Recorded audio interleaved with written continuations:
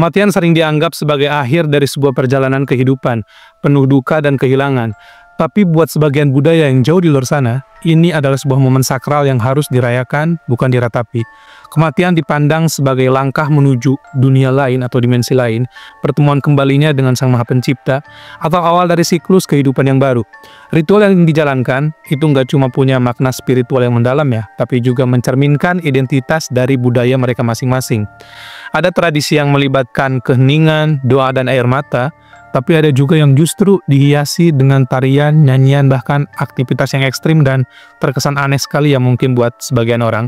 Ritual-ritual ini menunjukkan hubungan manusia dengan kehidupan mereka setelah kematian. Dan memiliki pesan universal, yaitu kematian bukan akhir dari segalanya, tapi bagian dari siklus besar yang menghubungkan manusia dengan alam semesta.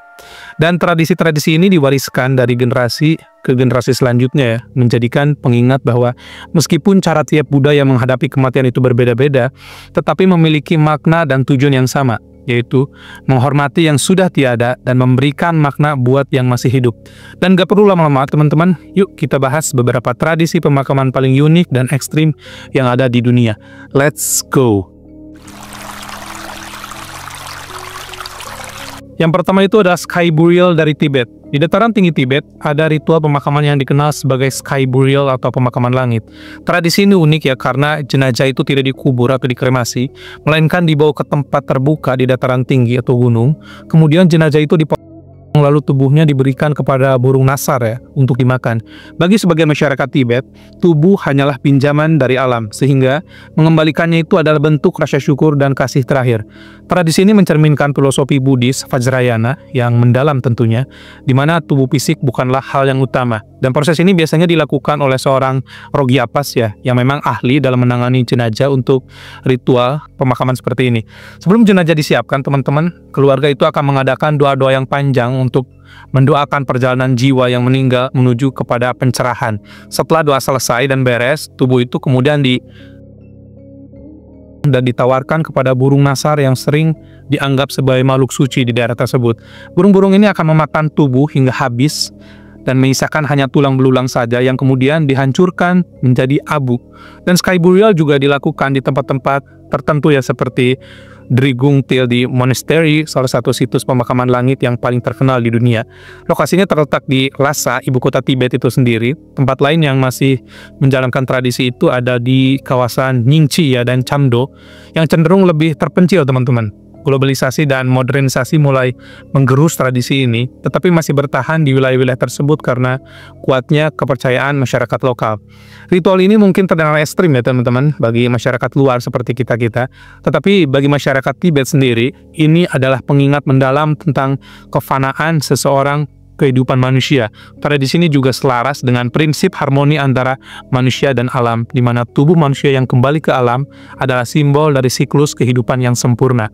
Dan selain itu, pemakaman langit juga memiliki nilai ekologis ya.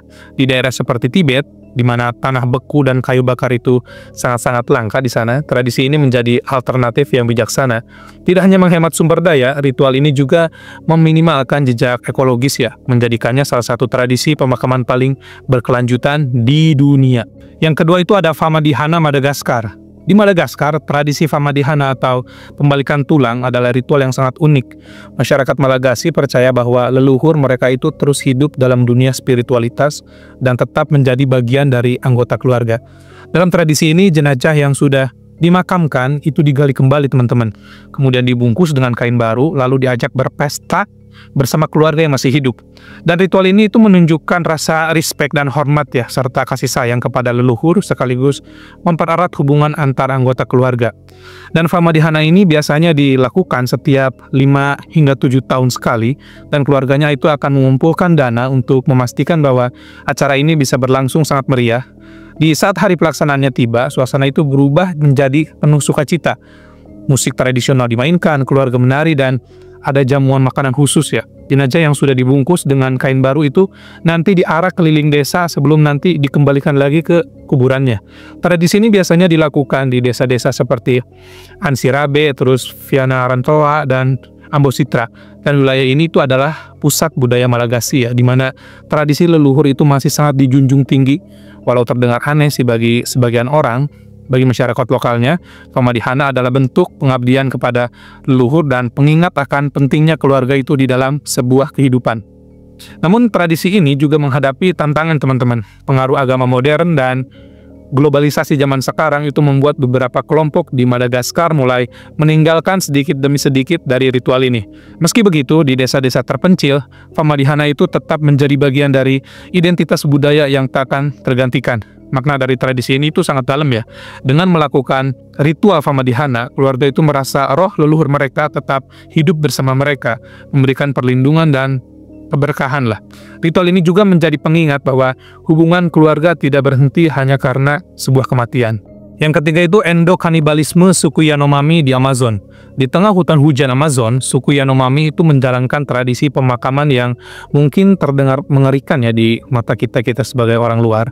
Endokanibalisme dalam ritual ini itu si tulang jenazah yang sudah meninggal dikumpulkan lalu dibakar. Terus abunya itu dicampur dalam makanan dan dikonsumsi oleh anggota keluarga yang meninggal.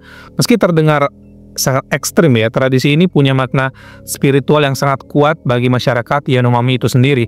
Dan setelah seseorang meninggal, tubuhnya itu dibiarkan hingga teman-teman. Proses ini dilakukan sebagai bentuk penghormatan terakhir. Ketika hanya tulang saja yang tersisa, keluarga itu akan membakarnya hingga menjadi abu.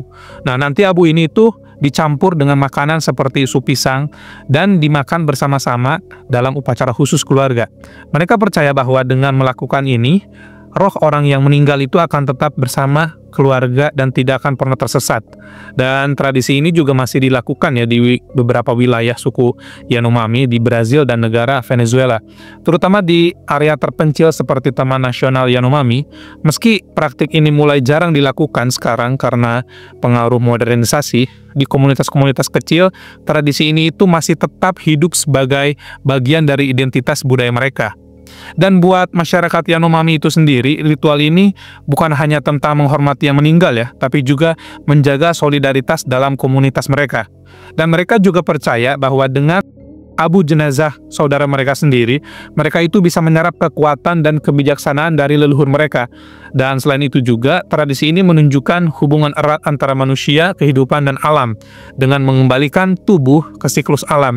Dan mereka percaya bahwa kehidupan itu terus berjalan dalam harmonisasi. Oke, selanjutnya ada ngaben di Bali ya, tepatnya di Indonesia. Ngaben adalah ritual kremasi yang sangat unik dan penuh dengan warna. Upacara ini bukan sekedar acara pemakaman saja, melainkan sebuah perayaan untuk melepaskan roh-roh orang yang meninggal agar bisa mencapai kebebasan spiritualitas. Dalam pandangan agama Hindu di Bali, jenazah yang tidak dikremasi itu dianggap masih terikat dengan keduniawian.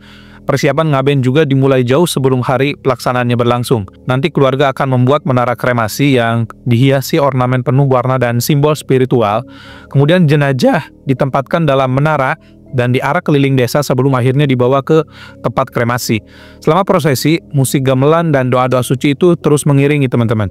Dan ritual ini biasanya dilakukan di desa-desa seperti Ubud, Gianyar, dan Klungkung, di mana tradisi Hindu itu Bali sangat kuat ya di sana. Di daerah terpencil seperti Karangasem dan Bangli, ngaben juga masih dilakukan dengan cara-cara tradisional yang lebih sederhana lah.